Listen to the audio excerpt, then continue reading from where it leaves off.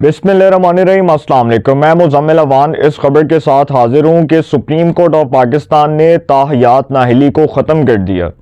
नाअहली की मुद्दत 5 साल होगी। सुप्रीम कोर्ट ऑफ पाकिस्तान के 7 रुकनी लार्जर बेंच ने यह फैसला दिया कि कोई भी रुकने पार्लियामेंट ताहयात नाअहल करार नहीं दिया जा सकता। नाअहली की मुद्दत 5 साल होगी।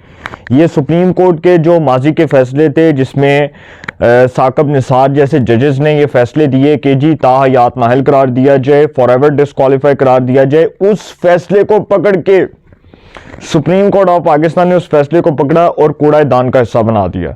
साकब निसार साहब का एक और फैसला कूड़ादान का हिस्सा बन गया। अब आते हैं जी अगली खबर की तरफ। जो सुप्रीम कोर्ट ने फैसला दिया, ये 7 रुकनी लार्जर बेंच था। Chief justice of Pakistan justice Qazi Faez Isa की सरबराही में 7 रुकनी लार्जर बेंच इस केस की समाअत कर रहा था। इसमें एक जज हैं जस्टिस याहिया अफरीदी।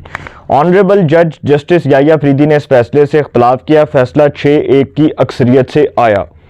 एक जज साहब ने इख्तलाफ किया, 6 जजेस ने हमायत की कि ताहयात नाअहली नहीं होनी चाहिए। एक जज साहब इख्तलाफ करते हैं कि ताहयात नाअहली होनी चाहिए। अब ये जो फैसला है, ये दरअसल देखें जो समीउल्लाह बलोच केस था, जो सुप्रीम कोर्ट ऑफ पाकिस्तान में इस पर सुप्रीम कोर्ट ऑफ पाकिस्तान ने इसको सुना। इसमें समीउल्लाह बलोच केस में आपको शायद याद होगा कि जब समीउल्लाह बलोच केस में ये कहा गया कि जी सुप्रीम कोर्ट ऑफ पाकिस्तान इस केस को सुनेगी और इसमें फरीक बनाया गया नवाज शरीफ साहब को, चूँकि वो 62(1)(f) के तहत ताहयात नाअहल करार दिए गए थे पैनामा के केस में, तो सुप्रीम कोर्ट ने कहा कि उनको भी नोटिस जारी किया जाए। नवाज शरीफ साहब को नोटिस जारी किया गया। उनकी तरफ से वकील आजम नज़ीर तारड़ साहब पेश हुए, जो साबिक वफाकी वज़ीर कानून रहे। तो सेनेटर आजम नज़ीर तारड़ साहब उस केस में पेश हुए, तो उन्होंने पेश होने से इनकार कर दिया। उन्होंने पेश होने से इनकार कर दिया और उन्होंने एतराज़ आयद किया कि सुप्रीम कोर्ट के उस वक्त के जो, अब तो खैर एक जज हैं, एक तो रिटायर हो गए हैं, तो उन्होंने 2 जजेस पर एतराज़ उठाया। उन्होंने कहा कि जस्टिस एजाजुल हसन और जस्टिस एजाज अफजल, ये 2 जजेस को बेंच से अलग हो जाना चाहिए। जस्टिस एजाजुल हसन चूंकि उस वक्त मॉनिटरिंग जज थे, नैब के ऊपर उनको मॉनिटरिंग जज मुकर्रर किया गया था। नवाज शरीफ साहब के जो केसेस थे, पैनामा के जो रेफरेंसेस बने थे, एवनफील्ड, अल अजीज़ी और फ्लैगशिप, उन 3 रेफरेंसेस के ऊपर, नवाज शरीफ के 3 रेफरेंसेस के ऊपर जस्टिस एजाजुल हसन को बतौर मॉनिटरिंग जज अपॉइंट किया गया, मुकर्रर किया गया कि वो मॉनिटरिंग जज होंगे। तो वो आजम नज़ीर तारड़ साहब ने उस केस में बेंच पर एतराज़ जाहिर कर दिया और एतराज़ उठाया कि जी मैं इस केस में जो है वो नहीं पेश होऊंगा। आप सबको याद होगा कि 2018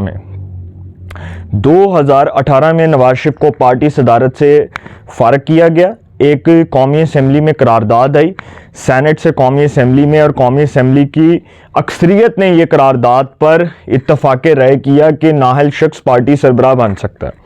लेकिन उसमें चूंकि वो जो पेटी भाई थे, साकब निसार और उमर अता बंदयाल जैसे जजेस, जो मैंने फिर बताया कि फिर मैं बात कर रहा हूँ कि जो पोलिटिसाइज हुए, उन्होंने ये फैसला दिया कि नहीं नाअहल शख्स पार्टी सरबराह नहीं बन सकता। 2017 में ही आपको याद होगा ना कि जो पैनामा का जजमेंट था, जस्टिस आसफ सईद खोसा जो उस 5 रुकनी लार्जर बेंच का हिस्सा थे, जिन्होंने नवाज शरीफ को नाअहल करार दिया, उस 5 रुकनी लार्जर बेंच को वो हेड कर रहे थे।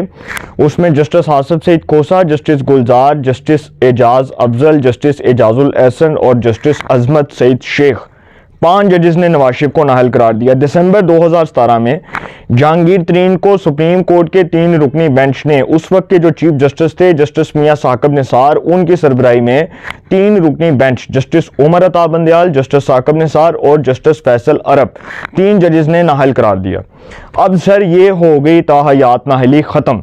आपको याद होगा कि जो साबिक मेंबर पंजाब असम्बली थे मीर बादशाह कैसरानी, उनको ताहयात नाअहल करार दिया गया, वो सुप्रीम कोर्ट में गए और उसका भी इस केस में हवाला है कि सुप्रीम कोर्ट कहती है कि ताहयात नाअहली जो है वो एक काला कानून है। ये सब कह रहे थे, इस पर जो जितने लॉ के एक्सपर्ट्स थे, लीगल एक्सपर्ट्स थे, जिनकी एक राय थी, जिनका एक नुक्ता नज़र था, जिनका एक पॉइंट ऑफ व्यू था, वो ये था कि सुप्रीम कोर्ट इस केस को सुने और इस पर एक फैसला जारी करे। चीफ जस्टिस ने कहा कि हमें कोई जल्दी नहीं है, हम ये केस इसलिए सुन रहे हैं। Honourable chief justice justice Qazi Faez ईसा साहब ने कहा कि हम ये केस इसलिए सुन रहे हैं कि इलेक्शंस करीब हैं, तो जो पिटिशन दायर की गई है, जो पिटिशनर्स हैं उनके बारे में कहा जा रहा है कि उनको चूँकि तायात नाअहल करार दिया गया और उनका हमने केस जो है उसके ऊपर फैसला करना है, जल्दी फैसला करना है। तो सुप्रीम कोर्ट ने उसके ऊपर फैसला जारी कर दिया, बात ख़त्म हो गई। तो सर ये जो 7 रुकनी बेंच था ना, इसने उड़ा दिया बंदयाल को, साकिब निसार को, एजाज अफजल को, अजमत सईद शेख को, खोसा साहब को, गुलजार साहब को। ये वो जजेस थे जिनको पोलिटिसाइज किया गया। ये सबको पता है ये फैसले कहाँ से हुए, ये किसने करवाए, ये कौन करवा रहा था। और इसका देखें मुस्तकबिल में जो इसका इतलाक होगा वो इमरान खान साहब के ऊपर होगा, उनको बेनिफिट्स मिलेंगे और वो इससे फ़वायद हासिल कर सकते हैं कि सुप्रीम कोर्ट ने एक बहुत अच्छा फ़ैसला दिया है कि मुस्तकबिल में कोई भी शख्स अगर पार्लियामेंट, कोई रुकने पार्लियामेंट, कोई मेंबर ऑफ सेनेट, कोई भी पंजाब असम्बली, सूबाई असम्बली की, चारों सूबाई असम्बली का कोई भी रुकन नाअहल करार दिया जाता है तो नाअहली की मुद्दत 5 साल हो चुकी है। फैसल वाडा को चूँकि 5 साल के लिए नाअहल करार दिया गया, दानियाल अजीज़ को नाअहल करार दिया गया 5 साल के लिए, तलाल चौधरी को 5 साल के लिए नाअहल करार दिया गया, निहाल हाशमी को 5 साल के लिए नाअहल करार दिया गया, मीर बादशाह कैसरानी, उसके बाद नवाज शरीफ, जहांगीर तरीन, इनको नाअहल करार दिया गया। इमरान खान को तोशाखाना केस में नाअहल करार दिया गया। तो सर ये जितने सियासतदान हैं इनकी मैं मिसालें इसलिए दे रहा हूँ कि सुप्रीम कोर्ट का जो अब मुस्तकबिल का इतलाक है वो इन फैसलों से मशरूत होगा। अब जो भी रुकने पार्लियामेंट नाअहल होगा वो 5 साल से ज़्यादा नहीं होगा। सुप्रीम कोर्ट इस पर फैसला दे चुकी है, सुप्रीम कोर्ट की राय आ चुकी है। मैं सिर्फ इतना कहूँगा कि जो फैसला सुप्रीम कोर्ट ने दिया है, देखें ये पाकिस्तान में आइन की, पाकिस्तान के कॉन्स्टिट्यूशन की जीत है, पाकिस्तान में डेमोक्रेसी की जीत है, पाकिस्तान की पार्लियामान की जीत है कि सुप्रीम कोर्ट ने पार्लियामान की बालादस्ती को कबूल किया। प्रैक्टिस एंड प्रोसीजर बिल के ऊपर सुप्रीम कोर्ट ने कहा कि पार्लियामान एक सुप्रीम इदारा है और पार्लियामान जो कानून साजी करेगी, हम पार्लियामान की कानून साजी को, उसकी बालादस्ती को तस्लीम करते हैं। इसी तरह सुप्रीम कोर्ट ने ये एक अच्छी रवायत कायम की। Chief justice of Pakistan, honourable chief justice of Pakistan justice Qazi Faez Isa sahab ने ये बहुत अच्छी रवायत कायम की है कि वो पार्लियामान की बालादस्ती को, पाकिस्तान में जमहूरियत की सरबुलंदी को खुले दिल से तस्लीम कर रहे हैं। सर अगर कोई चीफ जस्टिस ये बहुत अच्छा काम कर रहा है तो ये एक बहुत आसान इकदाम है, इसको अप्रिशिएट करें।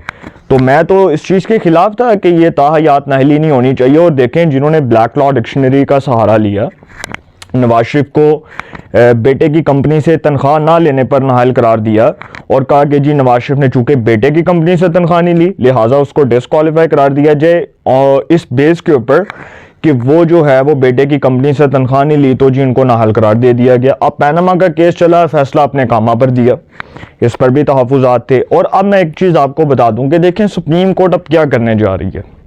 सुप्रीम कोर्ट आर्टिकल 63A के ऊपर एक बेंच कॉन्स्टिट्यूट करने जा रही है और वो बेंच बहुत इंपॉर्टेंट फैसला देगा और वो फैसला पाकिस्तान के सियासी निज़ाम को बदल के रख देगा। इस लिहाज से कि जो ये कहते थे कि जी मुनहरिफ अरकान जो हैं उनका वोट काउंट नहीं हो सकता और ये कहा जाता है कि जी मुनहरिफ अरकान जो है उनको डी-सीट कर दिया जाए, तो सर इस पर सुप्रीम कोर्ट आइन और कानून के मुताबिक फैसला देगी।